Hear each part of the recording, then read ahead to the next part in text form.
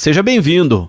Mais uma edição do Amparo Cast, invadindo o seu tocador de áudio preferido ou o seu canal aí do YouTube, das redes sociais da Prefeitura de Amparo. Já falamos sobre educação, logo você também vai ver podcasts voltados ao esporte, à infraestrutura, mas hoje o papo é saúde. O mês de agosto, aqui na Prefeitura de Amparo, e para você que é cidadão, é de suma importância. No dia 30, um pouco depois que esse podcast entrar no ar, nós teremos a 13ª edição da Conferência Municipal de Saúde. E nós trouxemos hoje aqui uma pessoa que desde 2000 faz parte aí e acompanha as conferências, a enfermeira Dalila Reis Barbosa. Está na nossa rede desde 1996, tem um amplo conhecimento, está trabalhando na pré-conferência, que são reuniões com as regiões onde existem aí as estratégias de saúde da família, os ESF, né, que o pessoal costuma chamar hoje em dia, e ela vai explicar um pouco e contar um pouco da importância dessa conferência. Dalila, seja bem-vinda ao nosso podcast, uma alegria recebê-la aqui, tanto conhecimento, tanta dedicação hoje lá na região do Silvestre, onde você é coordenadora do posto de saúde. E o que a gente pode falar sobre a importância dessa conferência municipal que acontece? Boa tarde, Moisés. Boa tarde, pessoal, quem está assistindo. Eu vou, então, falar um pouquinho a respeito de conferência de saúde. Então, conferência de saúde, ela vem acontecendo no Brasil há muitos anos. Mas foi em 1990, com a Lei 8142, que instituiu, dentro da saúde, a obrigatoriedade da participação popular na tomada de decisão das ações de saúde e das políticas de saúde. Então, isso significa que todas as decisões de saúde tomadas, tanto de planejamento como fiscalização e prestação de contas, é preciso que tenha a participação e o controle social. Então, o termo é controle social. O controle social, ele significa que a população, os usuários do SUS, precisam participar e acompanhar o que está acontecendo na saúde.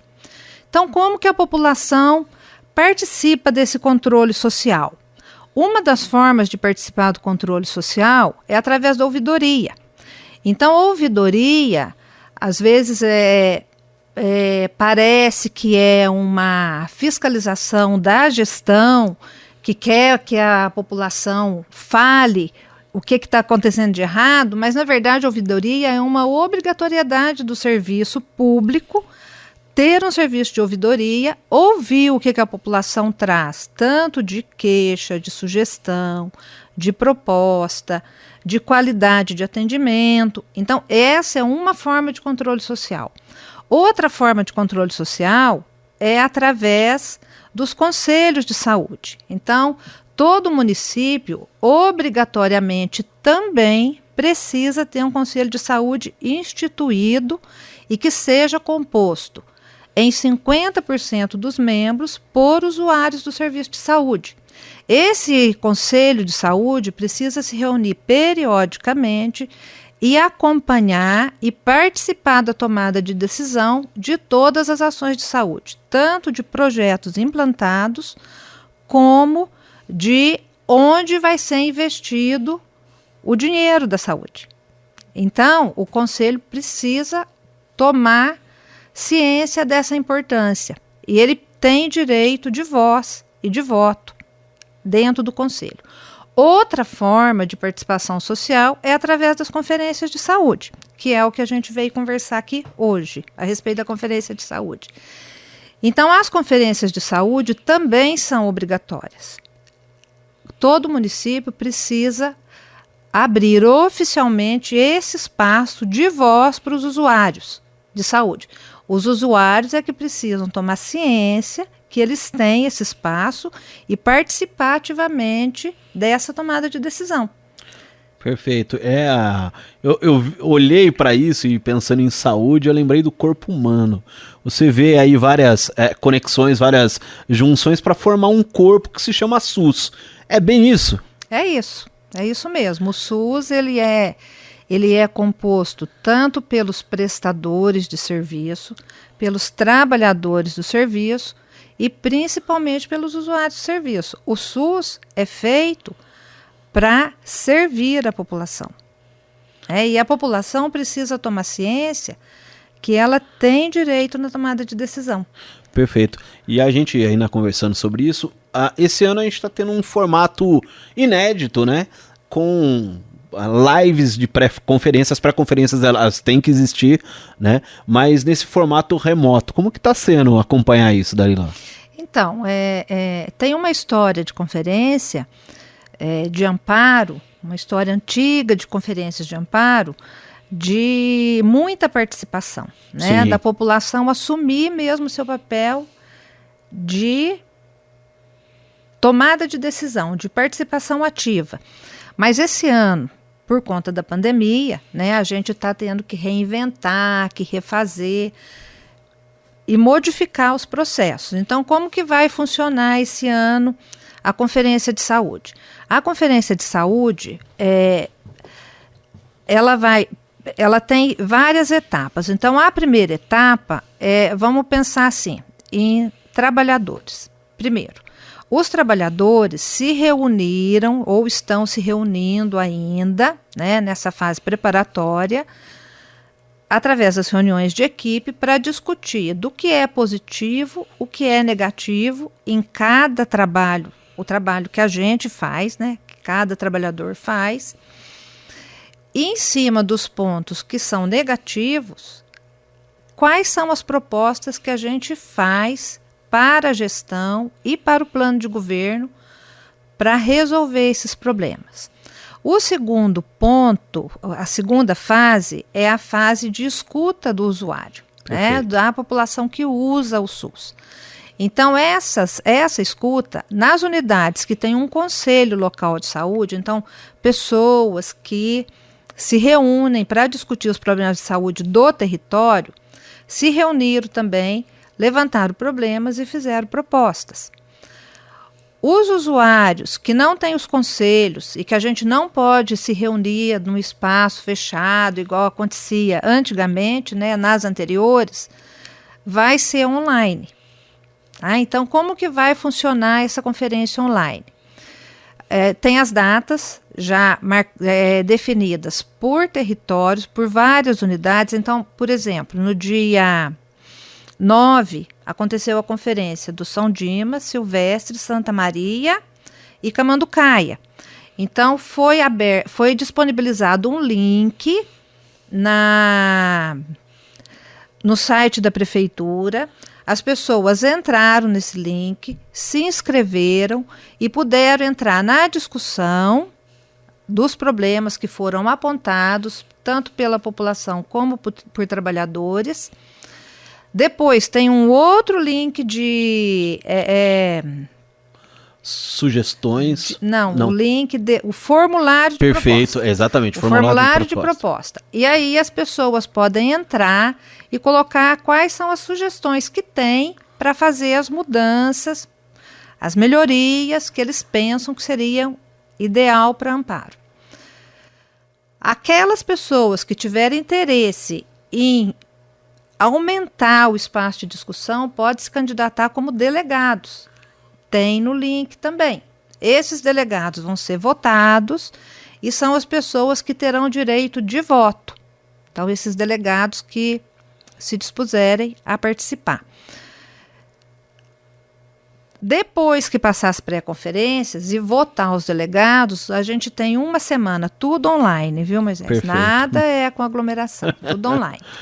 Aí as pessoas vão entrar no link e vão fazer a votação das propostas. E o que é importante que as pessoas tomem conhecimento?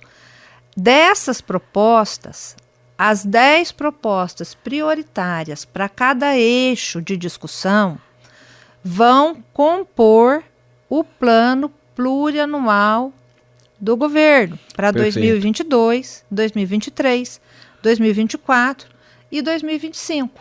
Então, essas propostas que vão ser executadas dentro desses próximos 4 anos de governo.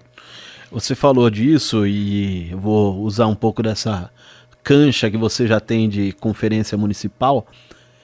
Quais os benefícios ou quais situações que elas beneficiaram a população e foram, de repente, reivindicações da conferência ou propostas da conferência? O que a gente pode falar sobre isso?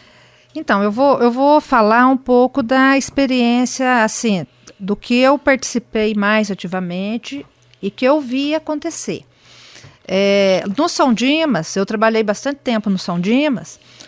O São Dimas é um bairro que cresce muito, né? Então ele cresce muito e cresce muito rápido. Então no São Dimas, nas primeiras conferências, a gente tinha uma unidade muito pequena e a população aumentando para atender, né? Então o que nós fizemos? Numa conferência, o ano certo eu não vou lembrar, mas uma conferência, nós entramos com força com a população. Então, a gente estimulou, trabalhou com a população para participar da conferência e nós conseguimos, primeiro, uma ampliação do posto São Dimas. Foi a primeira que eu lembre de ação que foi trabalhada na Conferência de Saúde, que entrou como uma proposta prioritária e que a gente conseguiu. Então, fez a primeira ampliação do São Dimas. Alguns anos depois, o São Dimas continuou crescendo, como continua até hoje, né? Como continua até hoje, a região de Amparo. A unidade estava pequena, a equipe estava pequena, não comportava mais funcionários dentro da equipe, porque o espaço físico, o espaço predial era pequeno. Então, a gente entrou com uma solicitação de construção de uma nova unidade. Essa nova unidade é a unidade do Silvestre, onde eu trabalho hoje, né? Perfeito. Então, essa unidade do Silvestre foi uma proposta que saiu, foi aprovada como prioridade 1 para o plano de governo daquela época, que eu não lembro o ano certo. Essa foi a primeira. Eu ainda continuei trabalhando no São Dimas. E aí continuou pequeno, porque aí cresceu o Santa Maria, né? Então Chácara veio São o João. bairro Santa Maria. A Chácara São João cresceu também. Teve o Parque Modelo. Sim. Também. Então aí a gente entrou com uma solicitação de uma nova unidade para a área do São Dimas. E aí nós conseguimos o Santa Maria, a Unidade de Saúde Santa Maria. Também entrou como prioridade 1 na conferência de algum, não lembro também o ano. Santa Maria veio depois. Moisés, outra coisa que a gente conseguiu, e isso foi através do Conselho Local de Saúde, foi o segundo consultório para a Unidade de Saúde do São Dimas. Quando reformou o São Dimas na primeira vez, tinha espaço físico para 2 consultórios, mas só tinha uma cadeira. Então, o Conselho Local do São Dimas reivindicou a segunda cadeira. E nós conseguimos a segunda cadeira. Então, hoje o São Dimas tem 2 cadeiras de dentista, já há bastante tempo, mas foi com reivindicação da população. Então, assim, a população, ela não sabe a força que tem, né? Então, quando as comunidades se juntam para batalhar por uma questão de melhoria comum, ela é muito forte, né? E as comunidades precisam se apropriar disso. Exatamente, até mesmo porque a ferramenta está aí, não é? Ela é pública, ela acontece com periodicidade e esse momento da conferência é exatamente isso, né? De forma pontual, de forma organizada. E essa retomada, apesar do formato híbrido, né, a gente sabe que às vezes na conversa, no dia a dia ali, as ideias vêm, mas sem sombra de dúvida participar é a melhor forma de a comunidade como um todo ser beneficiada, não? É a melhor forma. A gente tem um olhar técnico, né? A gente tem o nosso olhar técnico. Então, como que a gente organiza o serviço é o nosso olhar técnico. Nem sempre o nosso olhar técnico é o que a comunidade espera, avalia ou precisa. Então, antes de falar, vou reclamar, participe da tomada de decisão, porque depois que a decisão foi tomada, é difícil reverter e voltar atrás. Então, este é o momento de participar. Então, o que eu quero para amparo na saúde? O que eu quero em relação ao hospital? O que eu quero em relação ao exame? O que eu quero em relação ao atendimento da unidade?